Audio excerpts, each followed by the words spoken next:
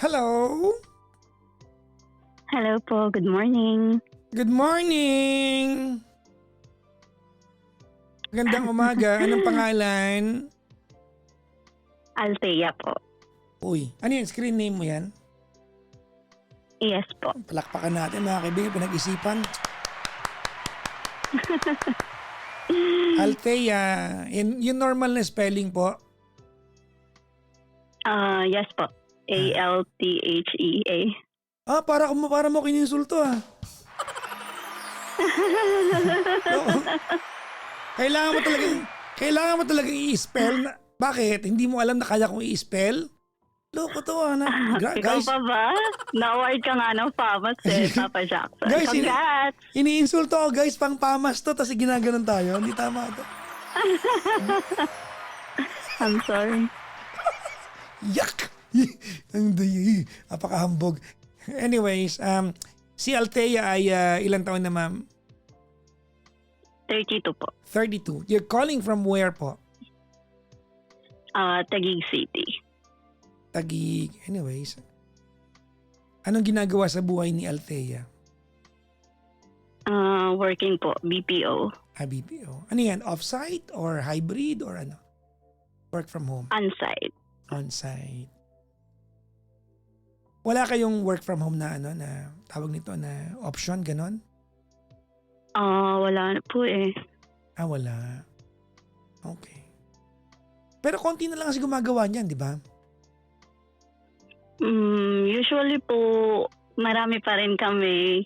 Ang usually work from home po ngayon is yung mga VA. Okay. O baka talagang ang mga nakakasalambuha ko lang sa live ay yung mga VA talaga, no? Yes po. Katulad na nakaraan. Ayun ko, kung si Riri ba yun?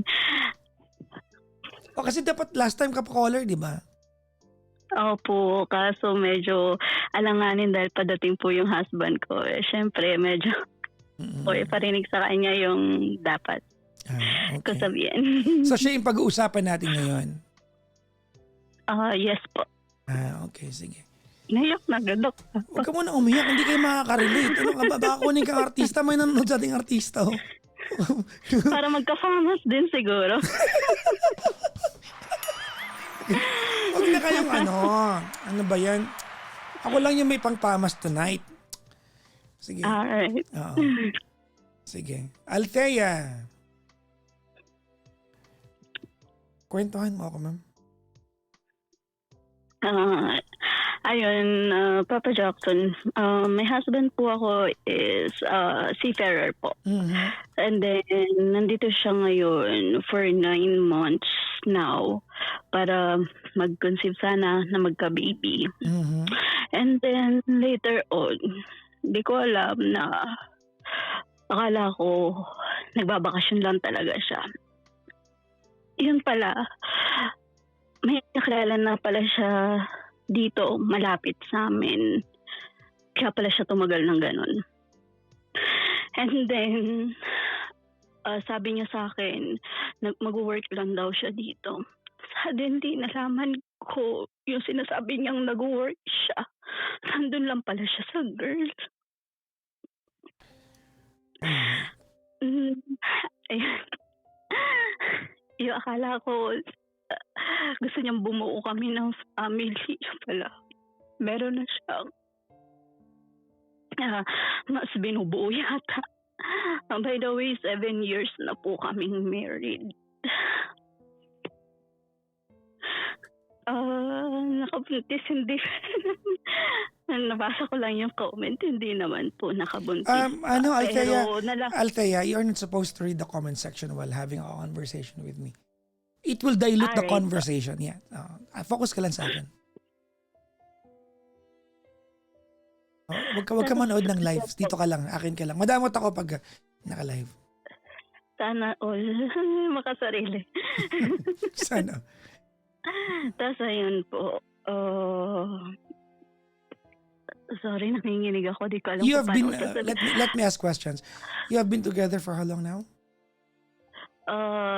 A total of 8 years. 8 pero years. married for 7 years. Yes po. At nakailang sakay na siya ng barko? Kailang kontrata na? bago pa po kami magkakilala is 10 years na po siya nagbabarko na po siya. Bali total of 10 years na po siya nagbabarko. Okay.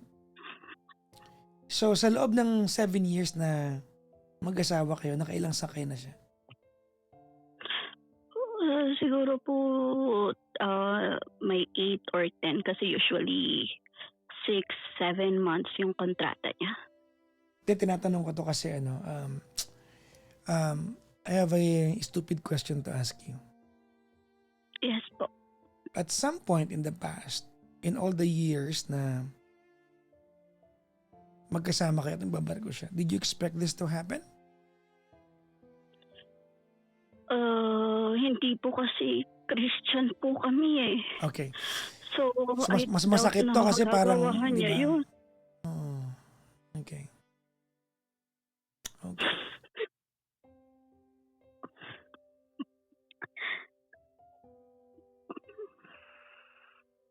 What exactly did you find out? Kasi po sabi niya, medyo po kasi ako plus size. So, sabi niya, walking, jogging kami. One time sabi niya, sunduin niya ako sa work kasi mag-walk daw kami. Sabi ko, hindi ako makakasama kasi may overtime kami, may ads yung sa trabaho. So, mag-air yung namin, magiging busy. Then, nagsisend siya sa akin ng picture, nagbe-break time ako, nagsisend ng picture. Dati kasi wala siyang password, yung phone niya. Then, later on, nagkaroon na ng password. So, I tried yung mga pin na dapat birthday, anniversary.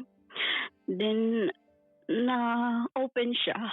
Then, may hindi siya nabura. Sabi niya, thank you, kanina masaya ako.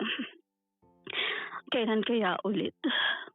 Tapos tinanong ko siya, sino kasama mo kanina? Akala ko ba solo ka lang nag-walking?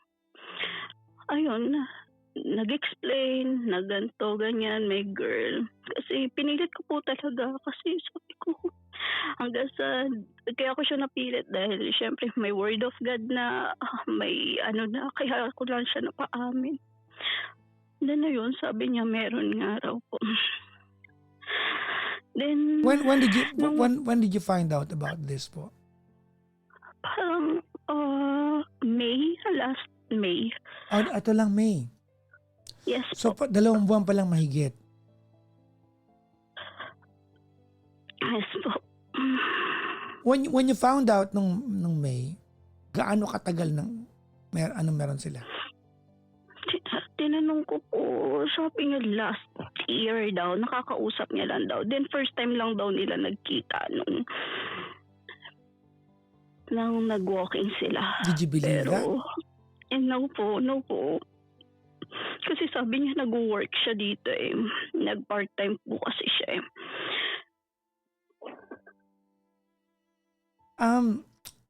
Alam ba nung girl na may asawa at lalaki?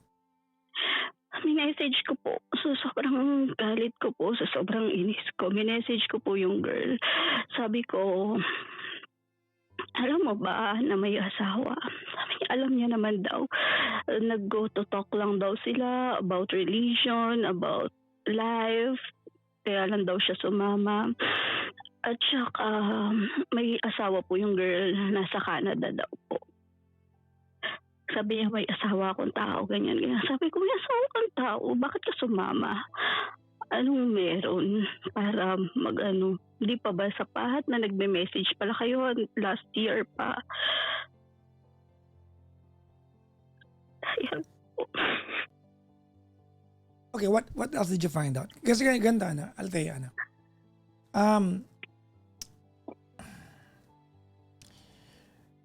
kilala niyo naman ako mga kaibigan. I rarely deal with circumstantial.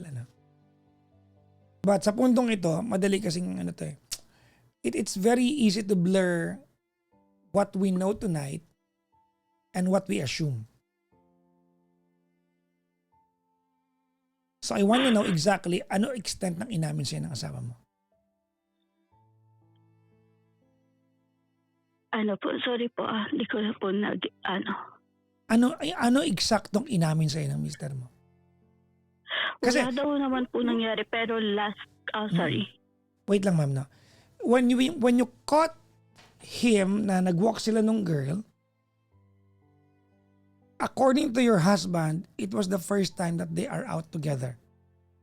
Yes, Meaning, it's the first time that they met up. yes po. Okay, and you don't believe that. Hindi po. Why? Kasi nag-work siya eh. Tapos sabi niya sa akin, sabi ko, asan mga payslip? Kasi daw sa taxi daw, yan yung mga bago po ngayon na mga hybrid na sasakyan. Wala raw ganun Oo. na. So, araw-araw siyang umaalis. Yes po. Araw-araw siyang umaalis para mag-work. Yes po. Oh, there you go. You're not wrong. Kaya po, sabi ko, sige patunayan mo na nag-drive ka, isama mo ko one time. Ayun po, parang pa siya pumasok doon April pero naisakay niya lang po ako once. Ito lang July first week. Kailan mo nahuli? May pa po. And then, kaya po ako medyo, ngayon, kasi last week, nag-rongsan siya sa akin na, love, saan ka na? So, parang wala po kasi yun sa, namin eh. May conversation kami, nag-uusap kami, alam niya na nasa bahay pa ako. Tapos sabi niya sa akin, love, nasan ka na? Kaya na ako na naman na meron pa rin silang communication. Wait lang, love ang tawagan nila? Opo. Anong tawagan nyo? Be.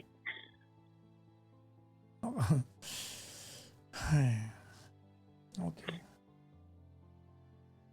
Sabi ko, bakit may love? Sabi niya, baka na lang yan, nag-autotype. Sabi ko, ang layo naman ng autotype. Sabi, sa love.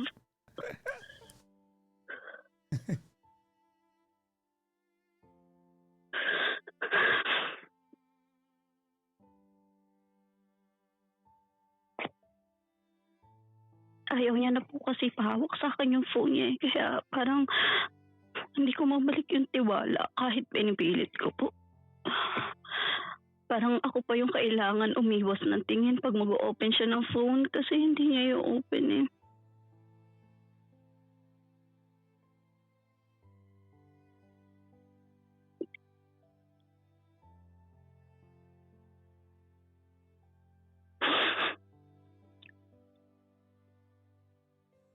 Okay.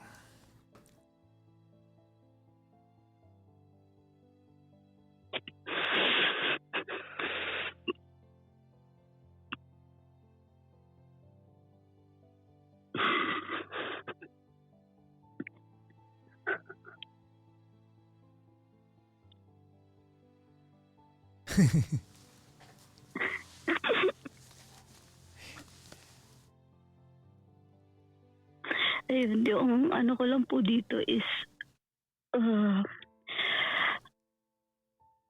paalis na po kasi siya ulit this end of the month. Ang inaano ko po, by next week po alis na siya. Ang akin po kasi lalo na Brazil yung nila. Mas na ko ngayon. Parang wala ako ng tiwala. Hindi ko alam kung bago ba siya umalis, sabihin ko na hindi ayoko na. Naguguluhan po kasi ko eh. Lalo wala naman pong baby pa. Siguro kaya hindi rin kami magka-baby kasi ganito pa yung I was about to nangyayari. say that. Nagpipigil lang ako kasi I do not want na maging dahilan na maging point of contention yan na usapan natin. No? But ikaw na rin na nagbanggit. So, anyways, I have something to ask you. Ready? Sige po. Are you telling me, Althea, that from the moment that you caught him having communication with a girl inappropriately, he did not do anything to win back your trust? I tried naman po. No. Pero No. Ang tinatanong ko siya, he did not do anything. May ginagawa naman po na, ayun, mas sweet. No, no, no. Hindi, Pero hindi normal. yun. Kayang gawin lahat ng manloloko maging sweet. Actually, yung mga manloloko nga mas sweet eh. Totoo. Yung mga, sorry dito ha. Yung mga lalaki sobrang, ewan ko lang kung naniniwala kayo dito, girls. Mm-mm.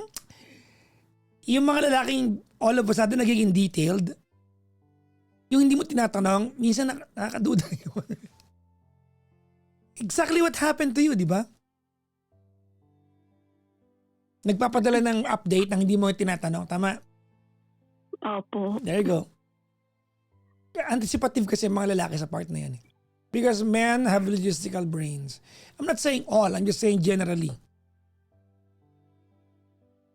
So I'm asking you, did he do anything to legitimately win your trust back? Kasi ang pagkakakwento mo, parang nag-double down pa siya. Hindi pa rin niya binigay yung password ng ano man sockmate niya, tama? Opo, yun nga po yung ano ko eh. That na is the first thing sabi ko- that's the first thing he would have done. sabi ko, Kung interesado siya na magtiwala ka sa kanya ulit kasi doon siya nagloko eh. Opo. Sabi niya kasi is privacy, di ba? Kahit naman mag-asawa tayo, kailangan may privacy pa rin tayo, ganyan. Yung So ganito, sabi ko, sige, wait lang. magtitiwala na ako Althea, sa'yo ganito, kasi- Althea, ganito. At some point, okay ako sa privacy. At some point, no? It works for some couples. I'm not saying tama, I'm not saying mali. Kasi it might not work for a lot of people. Pero madali kasing gamitin yung yung privacy card kung wala kang record. Halimbawa, never kang nagka-record. Yung kahit minsan, you've never given your partner the chance to doubt on you. Your phone is always there, laging available ang phone mo. Kasi sorry mga kaibigan, yun po ang definition ko ng privacy. Pag mag-asawa kayo, ang definition ko ng privacy, yung phone mo available. Hindi lang pwedeng kalkalin anytime, pero hindi pa pwedeng hindi kalkalin. You get my point? Hindi pa pwedeng no access yung asawa mo. It shouldn't be kept like hindi pa pwedeng nakabakod siya. Hindi pwedeng outsider yung asawa mo sa telepono mo. Dapat nandiyan lang yung phone mo. Feeling ko nakakross yung line ng privacy. This is how I define it ha. Feeling ko nakakross yung line ng privacy kapag halimbawa yung asawa mo, husband man o wife yan, nandiyan yung phone mo, kinalkal niya, nag-reply siya sa mga message na dapat nagtanong muna siya sa'yo. There goes the privacy out of the window. Mm. In your case, hindi dapat gano'n kasi may nahuli ka na eh. Sabi niya kasi sa akin, di ba nakausap mo na, tumawag na sa'yo. So, Ano pa bang kailangan? of course, they are in connivance. Silang dalawa yung doon sangkot doon eh. Stupid guy. Stupid guy.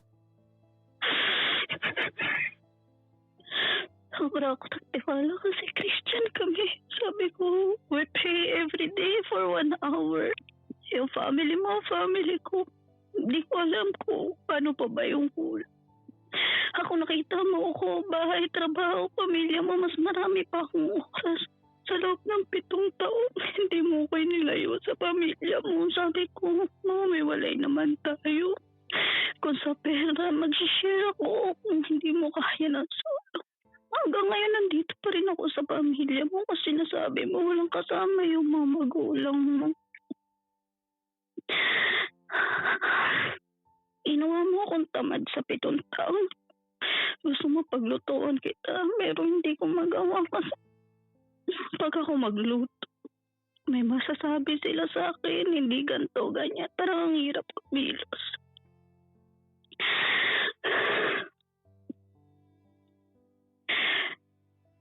Kaya hindi ko po alam. So, nakatira ka sa bahay ng pamilya niya, ma'am? Yes po, pero nasa taas po ako. Pero yung kitchen, yung pagkain ko sa baba po. Wala na masama doon eh. If the setup works for the two of you, wala na masama. Kaya lang nakikita mo na lang din yung disadvantage ito ngayon dahil nangyayari ito. Hindi ka makakilos dahil syempre pamilya niya nakapaligid sa'yo eh. Yes po.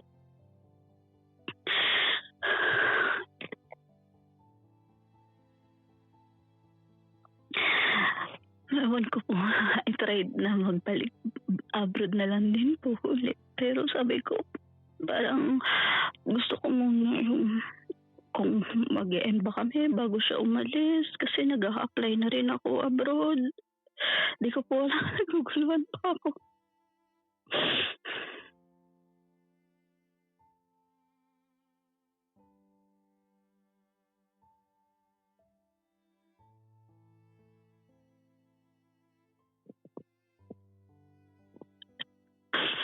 What did you wanna ask me? Papa Jackson, wala na rin kasi kung trust. Di ko alam pag alis niya kung paano pa ba kami. And ito pa yung pinakamasakit last night lang. Sabi niya sa akin, dito ka sa tabi ko, tulog tayo.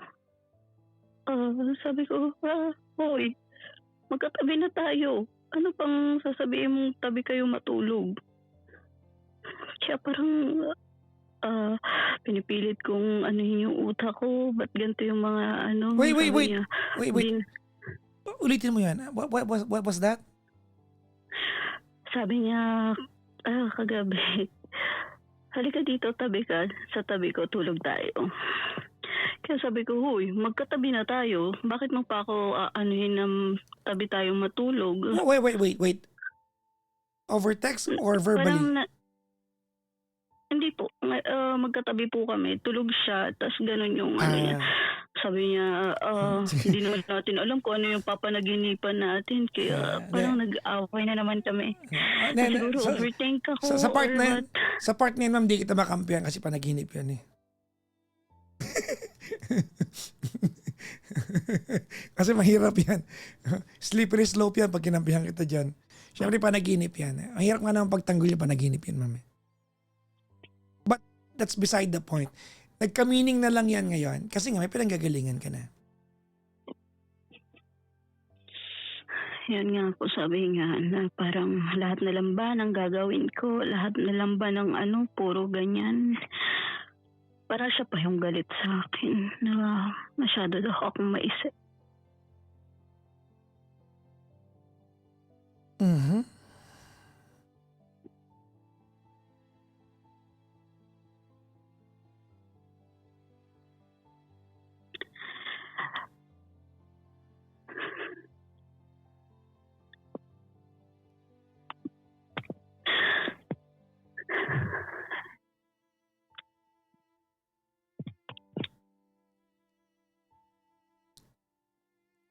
Ang bigat ng kwento mo, no? Pero hindi mahirap payuhan, no?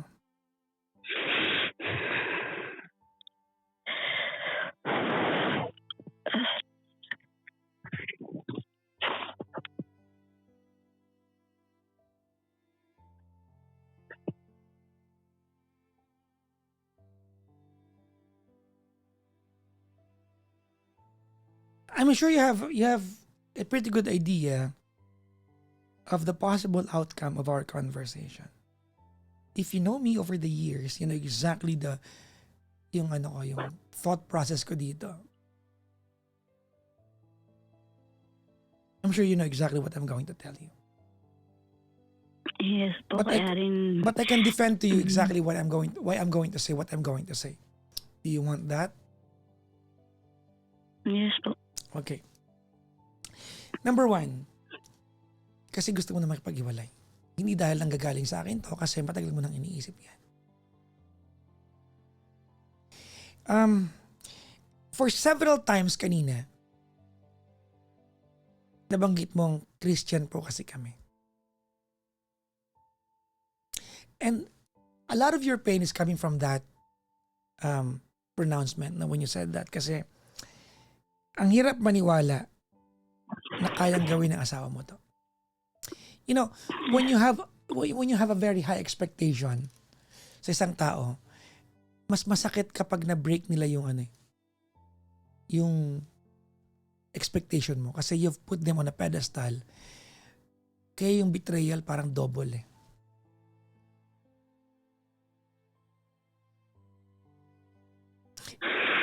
And I think a lot of your pain is coming from the idea that for almost all of those years that he was away, kampante ka dahil takot siya sa Diyos eh. Hindi ka niya lolokohin. Yes po. That's why all of your guards are down. Hindi kita ginagatungan ha. Pero I'm sure inisip mo na, kung ganun pala yung line of reasoning niya, hindi malayong may ginawa rin siya. Sa lahat ng panahon na hindi kayo magkasama. I'm sure you have no way of proving whether tama o mali yun. Pero nakakapraning na kasi yan eh. Ayun nga po. That's the reason kung bakit ikaw na rin ang nagbanggit sa akin na, Papa Jackson, makikipaghiwalay na ba ako bago siya umalis? Dahil hindi na kaya ng ulo mo, hindi na kaya ng utak mong i-digest at pagkatiwalaan siya habang malayo siya. And to begin with, he's never done anything to win your trust back. Tama, mali?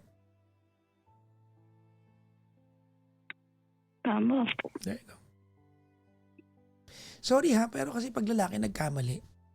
In my experience, alam mo, I've been giving advice for a long time now. Althea, ano? Pero may mga laki na huhuli. The first reaction that they do is to win back yung asawa o girlfriend nilang naloko nila. By doing everything. Ibibigay lahat ng password, everything. It will not make it right, no, yung nagawa nila. But at some point, you are going to appreciate the effort eh. May intensyon eh. But this stupid guy doubled down, no? Nahuli mo siya and the next line of reasoning you get from him is privacy. What? Yes. How can you forgive someone and start trusting a person, diba, that after hurting you is doubling down sa mga bagay na pwede ikapraning mo lalo? Yun lang naman po hinihingi ko. Sabi ko kung bakit dati minsan sasabihin mo pa, check mo kung sino yung nag-message. Well, he will never do that kasi may ginagawa pa rin siya. Alam mo naman yun eh, na wrong sense siya, di ba, sa'yo? Mm-hmm. Yeah. Alam mo, kausap niya yung girl. Huwag tayo maglokohan. Tama, mali? Tama po. Alam mo yun.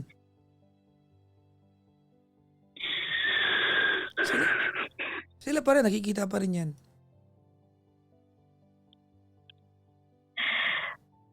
Para na nga po akong praning. Gumawa ng Viber. Sabi ko, anong meron sa Viber? Parang lahat ng halang naisip ko na meron tungkol dun. Well, because... Sabi niya, napapraning ka na. Exactly, because he never helped you out to recover from this.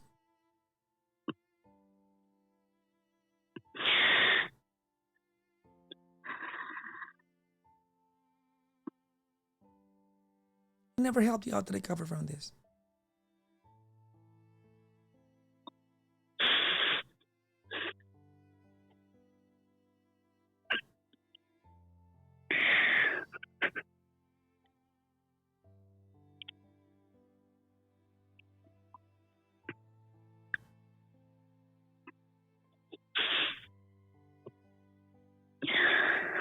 What do you want to ask me?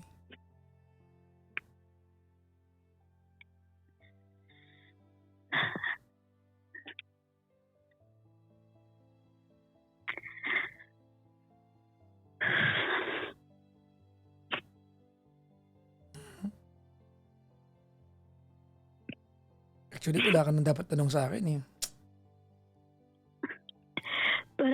Parang gusto ko lang po na siguro pag ibang tao na kasi wala naman po masabihan kasi parang tingin po ng mga sa paligid namin ng perfect na marriage namin din nila naririnig.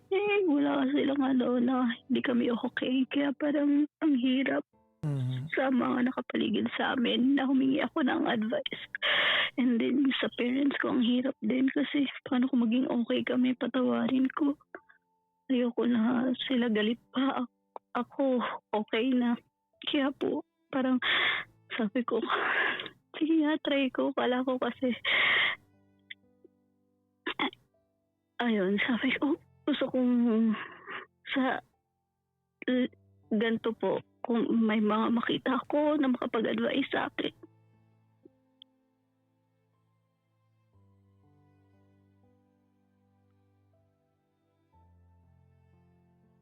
Hmm.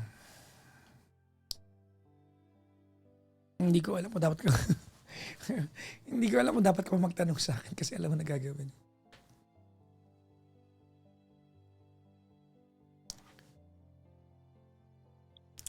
Question.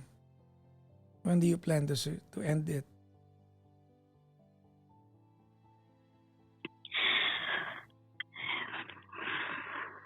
Hmm, Nag-iisip pa po ako. Hindi ko alam kung paano po. Kung isang sampa pa ba niya, try ko pa, or bago siya umalis, tama na. Naguguluhan po.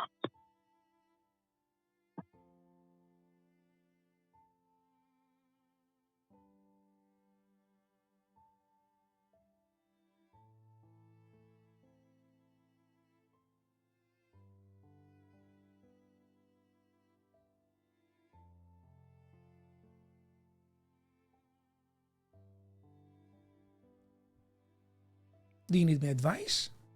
Or do you just need some more convincing?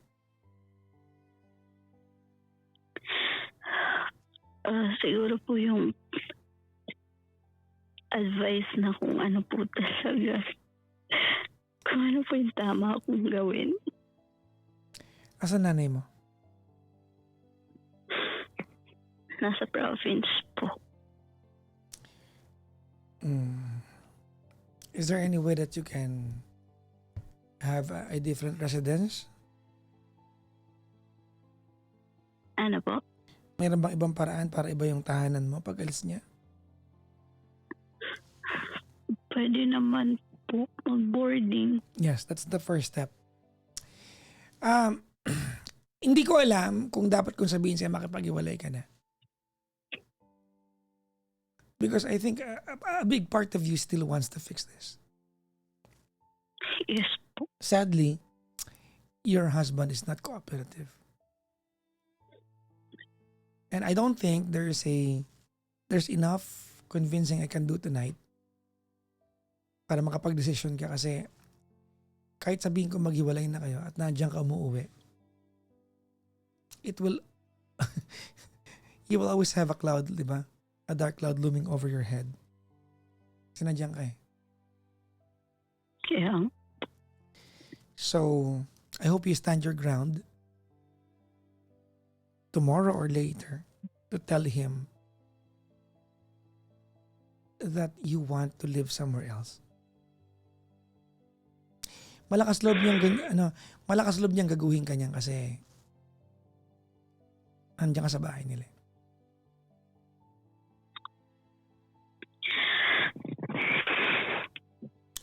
Alam mo kung ano iniisip ko ngayon?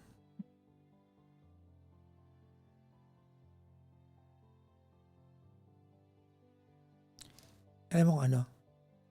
ano po? Yung araw-araw kang uuwi sa bahay na yan, tapos malungkot ka, tapos wala kang makausap na kakampi mo. Yun nga po. Kasi universe niya yan.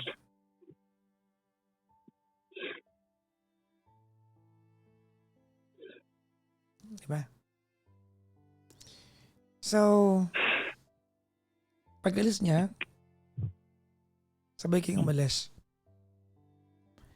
Pack your things, leave somewhere. And from there, you decide. I think pag nakaalis ka dyan, Althea, you don't even need my inputs into anything. I think you are going to have the clarity of mind that you so need to decide.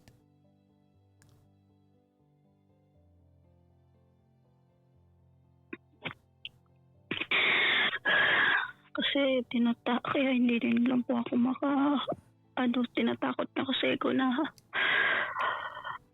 pag nawala ka, ganyan, papakamatay. Kaya po parang nalilito ako kung kaya po ba ng konsensya ko or what. Sabi ko na kaya niya ako lukuhin tapos ganun yung ginagawa niyan dahilan sa That's very akin pag iniwan manipulative. ko siya. That's very manipulative. Sinabi niya yan? Opo. Well, he knows that he can manipulate you. Kaya sinabi niya yan. Well, you know what? You cannot be a prisoner of someone else's emotional blackmail.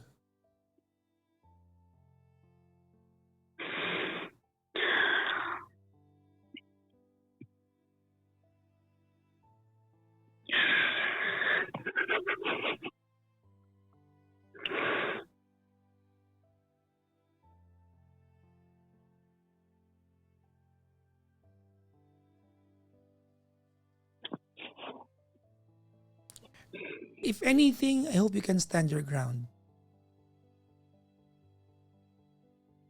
Be firm about it.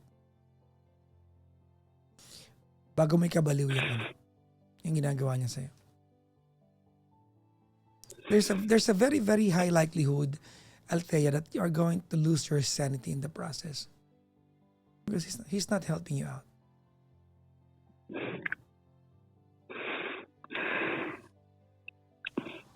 Totoo po. Nagkikwento ko sa'yo. Ready? Yes. May kilala ako. Niloloko ng husband. For 2 years now, kinikwentaan niya ako lagi na may babae yung asawa niya. And in the beginning, she would always cry, no? Teary-eyed siya palagi. Pag kinikwento niya sa akin na nahuhuli niya yung asawa niya na may babae. Lately, kinikwentuhan niya pa rin niya ako na may babae yung asawa niya. Hindi na siya umiiyak. Alam mo kung ano nang reaksyon niya? Alam mo kung ano? Ano po?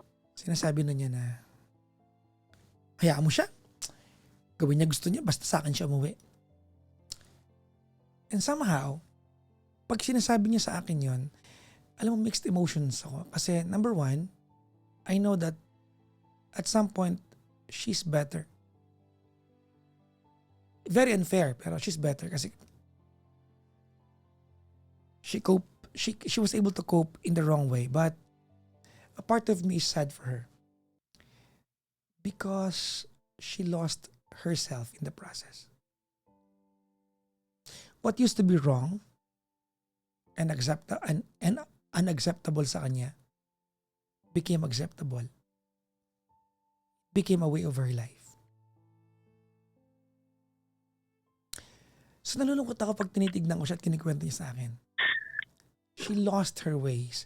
She lost herself, her identity in the process. Only because she got so fixated into winning her husband back into her life. And she even had to compete against other women.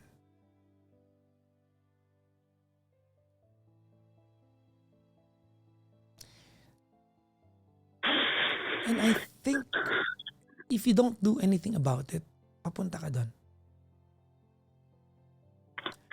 Parang gano'n nga po kasi. Ngayon ka lang umiyak. Sabi ko, ayoko Alam mo ano, Althea, honestly,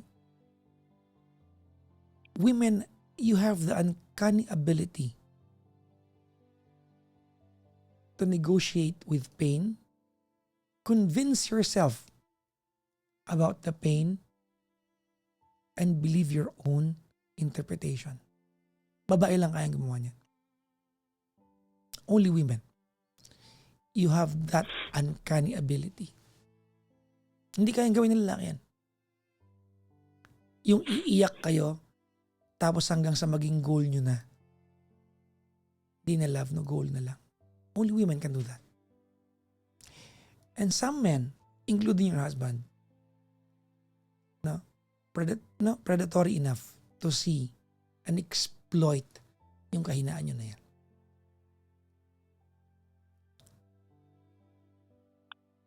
Malungkot yan. Pag dumating yung araw na Althea na, nasanay ka na. Yung kaibigan ko, pag nakikita ko siya, binibiro ko siya, kamusta na? Okay na kayo? Hindi, okay na yun. Magsawa sila. Magsasawa din yun. Alam mo, nalulungkot ako. She lost her ways. She lost herself in the process. Well, don't tell her na naawa ko sa kanya kasi hindi naman niya kailangan ng payo ko. Pero mauwi ka sa ganun. Kaya nga di ba sabi ko kanina sa'yo, hindi ko muna hihilingin sa'yo makipag-iwalay ka. Hihilingin ko muna sa'yo na pangatawan na mo lumipat ng bahay. From there, di mo na ako kailangan.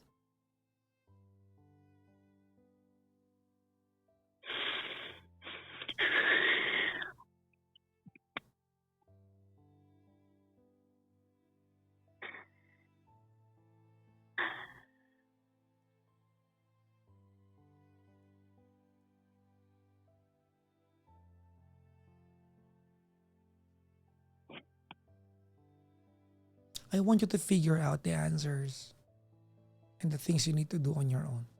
I think you just need to be in a better environment. And yes, I'm sorry to exploit the idea, but I agree with you. Baka kaya wala kayong anak.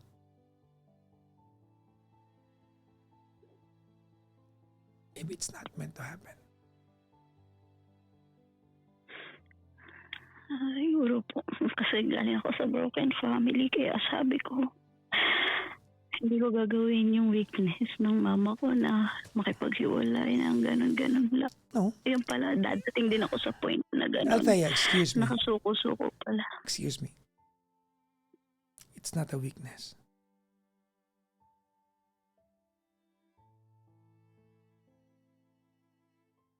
To chase for something you deserve, it's not a weakness.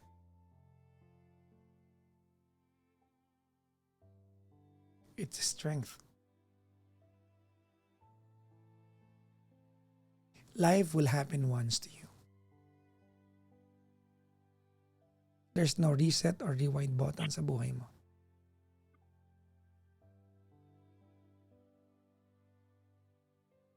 Little will you know, ate, 35 ka na, 40 ka na. And then you will look back and you will tell yourself, I wasted 8 years. 40 na ako.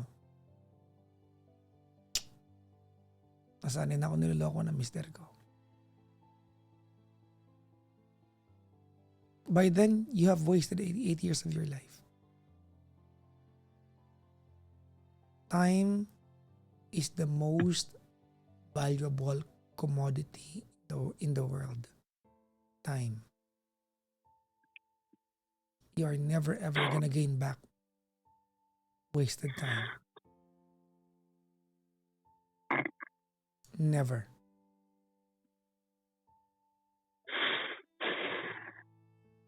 Pangatawanan mo, ate.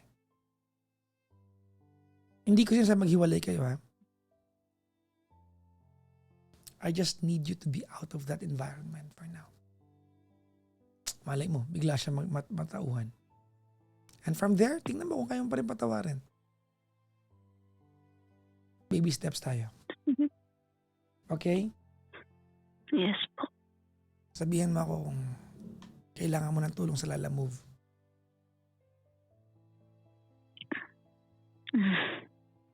Sagot ko na.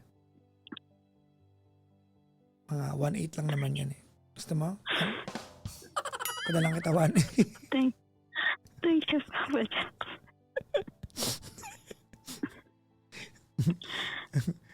Ang cheap ng tulong ko, 1.8. Sige, 1.3 na lang, 1.3. Bawasan ko 500.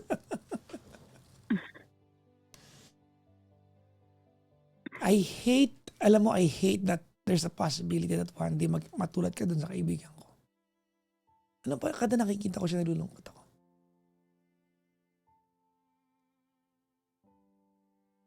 Kada nakikita ko siya, Nalulungkot ako. She lost her ways. She lost herself. She lost her identity. Self-importance.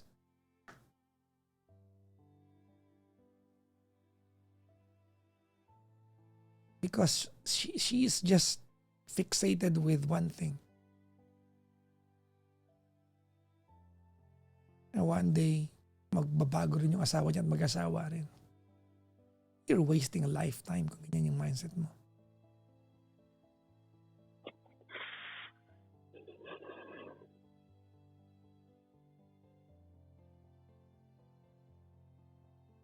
And then, when you're alone and living on your own, I want you to embark on your self-improvement journey. Promise me that. Yes po, Papa Jackson. May nabanggit ka kanina. Alam ko that's a point of your contention and insecurity. Tama, mali? Tama. Plus size po kasi ako. I'm not saying that you're not beautiful pag plus size ka. But you saying that and verbalizing it, ibig sabihin at some point, you take accountability that you could have done better. Tama, mali? Tama. So do better.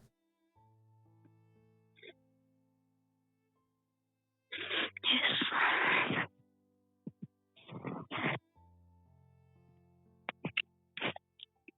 Do better.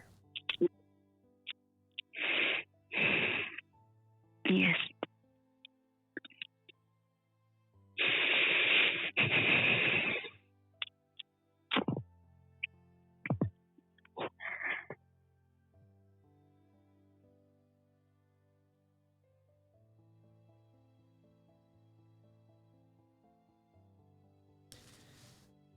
Before I let you go tonight, I have one extreme request. Sige po. This is a little bit extreme. But please consider this. Ready? Yes po. Saan ang province ng nanay mo, ma'am? Quezon po. If you can resign and go home to Quezon and work from there, bahay muna.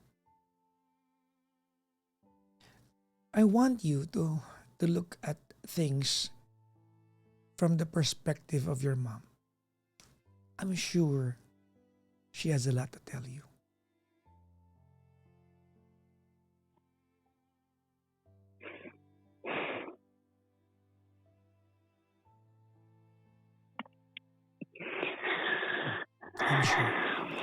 I'm sure your mom has a lot to tell you. Finally, you will understand her. Naintindihan ko na yun. I will talk to you soon in better circumstances.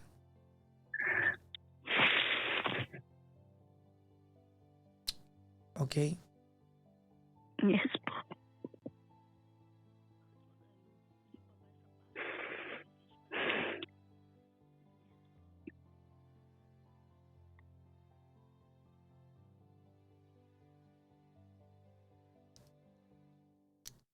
Bye-bye, Althea. Bye po, Papa Jackson. Bye-bye po. God bless po, Papa.